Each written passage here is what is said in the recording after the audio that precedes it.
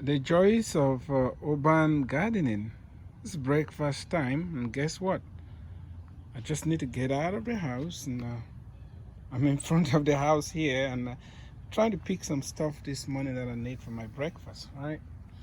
It's all organic.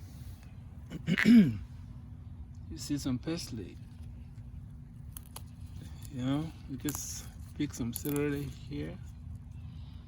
I'm gonna pick what else we have here. Parsley here. Pick some parsley.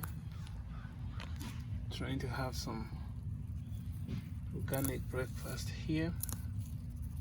Let's pick it. What else do we have here?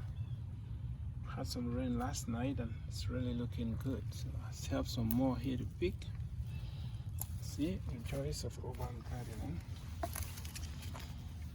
I'm also going to pick some arugula here. This is really very good stuff. It's fresh, it's organic, it's healthy, and can we say it's free because I planted it? Yeah, each time I want is out here for me to pick. If you need tips on how to grow your own veggies in an urban environment, reach out to me.